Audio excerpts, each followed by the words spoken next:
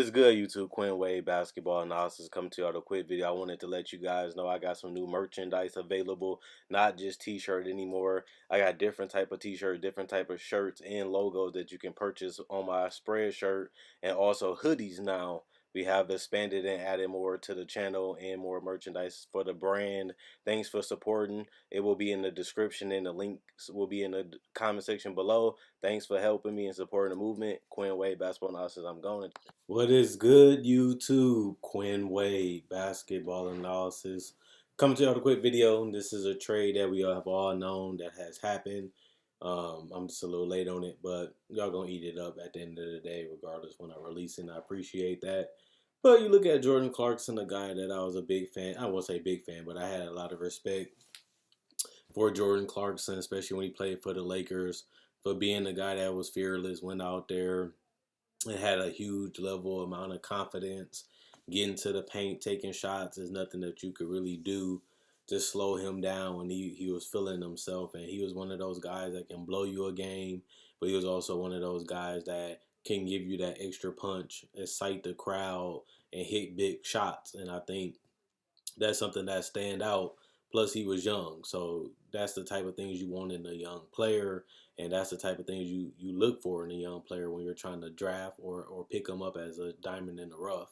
And I feel like the Lakers seen something in him, and they seen that he can play. He obviously never turned into a franchise point guard. He never was, a building foundation piece, a franchise cornerstone with the Lakers. At one point, they knew that he would be a productive player, but he never really took that step. He always has been a solid player, and honestly, he still is a solid player to this day. The best part about the Jazz for this trade, if I had to be honest, is getting Clarkson, a guy that can knock down some threes from time to time. But not only that, a guy that can really give them that punch and can play with Mike Conley and Moutier if they decide to keep him before the trade deadline is over. And I think that's just as important, just to have more versatility, because Jordan Clarkson is a decently sized guard that can really make an impact on both sides of the court when it comes to, 14 points, 2 rebounds, 2 assists. That's pretty good considering that Cleveland had Darius Garland and Colin Sexton to build upon. This is a guy that was very productive. 23 minutes. He's giving you 14 points in 23 minutes, 44% from the field, 37% from three just this season for the Cavaliers, giving you 3 free throw attempts a game, but shooting 80% for a career and 88% so far this year. So he shows you that he can be a guy that can be a difference maker, and he can be a guy that you can rely upon to give you a punch.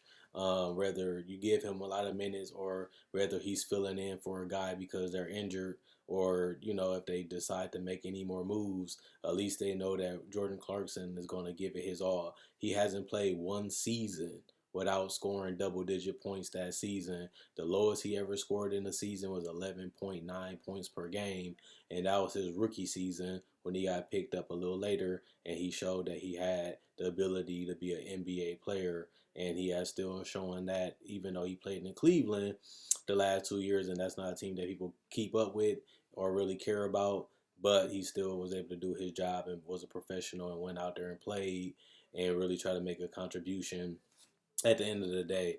And if it doesn't work out, as you guys probably know now, it's not going to really be that bad, as he is an aspiring contract. So it's not like you got a guy that is going to take a lot of shots and he might work or might not work. You just look at it as you taking a flyer on a guy that's productive. He can really be a guy that can really create a lot of chaos and a lot of pressure on the defense, because he's always in attack mode and he's always looking for a way to score. Now, he can be a ball stopper. He can be a little selfish from time to time, and that's one of the main reasons why he does come off the bench instead of being the starter. And he's not a defender, so he's not going to really add any defense to this team. He's not going to add any, you know, he's not going to rebound that well. He's not going to be the biggest playmaker. You're basically getting him to get the buckets. And he has shown that since his rookie season that he can do that. And like I said, if it doesn't work, he's gone. Look at it that way. So if you're a Utah Jazz fan and you don't know Jordan Clarkson or you never seen them play, he can hoop. He can play. And Teams respect Jordan Clarkson because they know what he is and he doesn't stray away from what he is and he plays to his strengths and he has improved his shot, especially from the 3 point line the last couple years, which was one of the holes in his game to a certain extent in his beginning of his career, and now he has become a decent 3 point shooter for what his role is. But like I said, if you're a Jazz fan and you're not that high or not that low in this trade, or you just want to see what's going to happen, like I said, at the end of the day, don't worry about it because it will be expiring. So he can leave this season, or you can re-sign him and get that extra year if you want to keep him around, or if you just want to rent him and then see if he can be a good punch for a playoff run or give them some juice in that on that bench, which he has done throughout his career. I feel like this is going to be a good fit for them, and it didn't really cost them that much because Dante Exum never plays, and I'm a Dante Exum believer. I'm a Dante Exum fan, and I feel like I wanted to see him unleashed. I wanted to see him off Utah, especially when they made the trade for Mike Conley because I knew they was going in a different direction with Dante Exum, and it just don't help that he can't stay on the court. And when he does be on the court, he looks special, especially defensively. He uses his length, he uses his athleticism, he uses his hands, and he also can be a decent 3 point shooter off the ball, but he also can handle the ball and make plays and see over the top of the defense because he's taller than most point guards. And when you have a guy with that type of upside, that type of body, and you have that type of touch that he started to develop and that ability to be a two-way player, you don't want to let him go because that's a guy that you want in today's NBA. And at worst, being a 3 and D guy, that's not that bad considering that he has been battling all these injuries, and this is how he has to play now. And when you're looking at Cleveland, they needed something like this because he does have 2 more years on his contract, and they did get 2 second-round picks, and that helps them too because Cleveland is a place where free agents really don't want to go there. Nobody really is rushing down there, and if you can get more chances at trying to hit a guy that can be a player, you need more picks. Your lottery pick is important, but you also need to hit on the other picks to really build a roster, not just getting the stars and the superstars. You need a roster. And, to get 2 second-round picks for Jordan Clarkson, that's pretty good, even though they're not the greatest second-round picks. But you still got a chance to either move up in the draft or you can try to, have a chance to trade those away and try to go in a different draft. And if you keep these picks, you get another chance of getting a guy that you like or want to see a spearman or a flyer on another guy because nobody really going to care if you flop on a second-round pick because most second-round picks don't pan out. But, having two plus Dante Exum is a guy that has a lot of potential that's untapped and have the ability to play the point or the shooting guard position. He can play with Garland. He can play with Colin Sexton and play the two guard position, be an off the ball 3 point shooter, get out in transition, be a guy that can set up Sexton, who have shown that he can be a good 3 point shooter. He can get him the ball in spots that he like because Sexton can knock down mid range too. And Sexton is a guy that has improved as an off ball scorer too, whether it's attacking off the pump fake or just knocking down the three or the mid range when he's open. But you can say the same thing about Garland. Garland has shown the ability to be able to knock down threes, knock down mid range, and being able to put the ball on the floor and hit a floater every once in a while or a mid range jumper. And that does help him be able to play with a guy like Dante that can play the two or the one and has skills to defend and score on those positions. But if I'm Utah, I'm kind of happy to get out of this contract because you gave Dante Exum so many chances. You did. You believed in him. You re-signed him when even though he didn't really stay on the court, they found a way to give him an extension, and they kept him on the team as long as they can. And now we're just trying to get something out of it. This is a season where Utah is trying to find ways to make themselves better so they can compete for a title. That's why you made the Conley trade. That's why you signed Bogdanovich. That's why you make this trade for Exum, who can't stay on the court, to get a guy that's productive on the court and can give you something more because he's more available. And that's important when you're trying to build a winning culture and build this team around Donovan Mitchell and Rudy Gobert and have the pieces that they have on this roster, like Ingles and Bogdanovich and guys like that that complement their players. And I feel like Clarkson is a guy that can go out there and you can play 3 point guards, something that they really couldn't do. And now they can go out there and play Clarkson at the two sometimes. Let Clarkson play off the ball and let him get up and down the court and transition with guys like Donovan Mitchell, but also give them another guy that can create his own shot. I like Moutier, but he's not doing that consistent enough. And that's something that you can do with Clarkson. But Moutier is hot and cold. So it is good to have somebody to inject some life into that bitch unit when you can go out there and give the ball to Clarkson. He can make something happen, but he also can go out there and fit right in when, he doesn't have the ball in his hands. And that means he can play with the starting unit and he can also play for the second unit. And that's a valuable thing nowadays. And like I said, if I'm a Utah fan, I'm not complaining. We gave up on Exum, but look how many attempts and tries that we had for him. We did what we can as an organization. It just didn't work out. Now it's trying to move on, and when they're moving on trying to win the title. This year, they put in all their chips in, and this is another move to prove that. So I really want to see how this is going to work out. I think that Utah right now they feeling pretty good getting a guy like Jordan Clarkson. If I'm Cleveland, hey, I got more picks to have a chance to get more players that I like and I can develop and take chances on. And at the same time, we get Exum, a guy that's on a contract for 2 more years, that's still young, that's still under 25, and can still be a difference maker when healthy. But he can get more minutes in Cleveland than he can in Utah, and that's reality. But I still want to know how Cleveland is going to do this roster. That's a video for another day. But when you look at this Cleveland roster, I don't really see what they're trying to do, what they're trying to build, and what direction they're going in besides rebuild. But when you look at the talent and how this team plays, they're not good. And defensively, they're not good. And they have no superstar. They don't have a franchise guy on this team.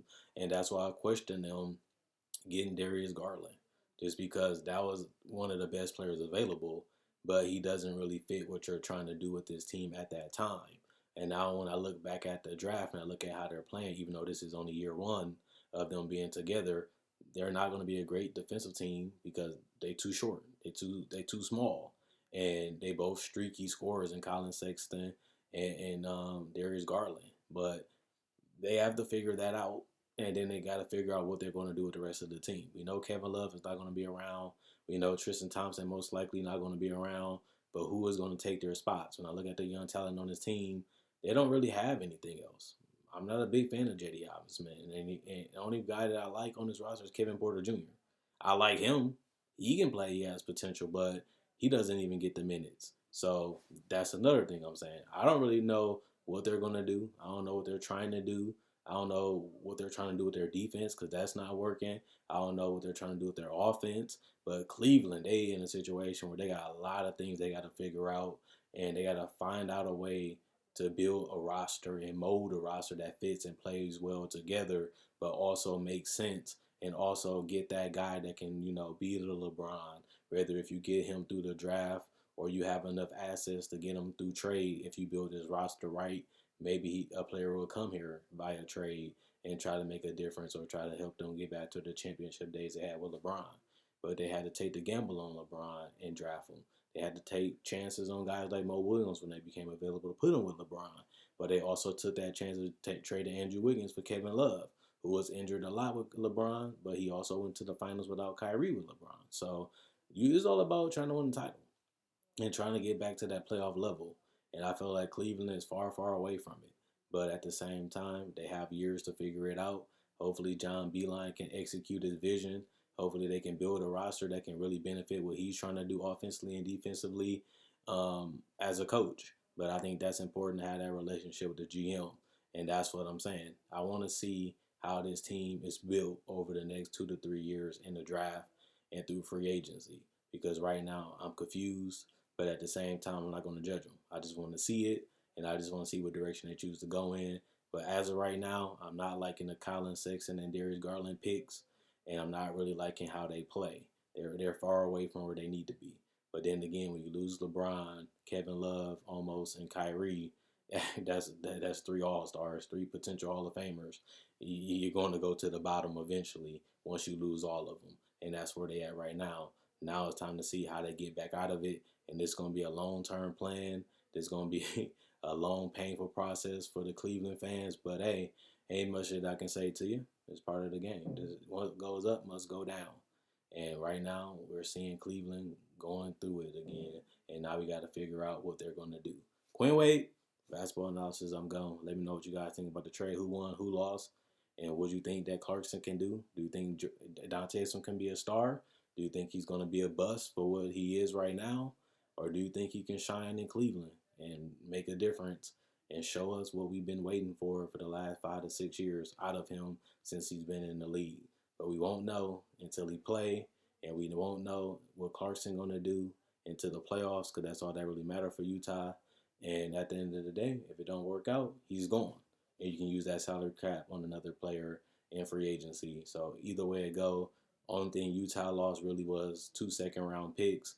That's not that bad because they probably wasn't going to use them anyway, and they'd rather have a piece to help them compete right now, which makes sense of how they're trying to build and what direction they're going in currently with this roster. But they got a lot more things to figure out too, and we're going to see if Utah can get it together by the time the playoffs start. But this is a good pickup for them, and I like it. But let me know what you guys think in the comment section below. Like this video, check out my older videos on my channel. I have many playlists. I break down rookies, I break down players, I break down summer league. I do cover the draft, and I got a mock draft up already. Not only that, I do podcasts, and I also talk about the game of basketball, whether it comes to summer league, free agency, trade deadline, buyouts, and also I cover top 10 discussions and stuff like that. So you like this type of video, you like the NBA, check out my older videos and my playlists. I enjoy making these videos. You guys enjoy watching.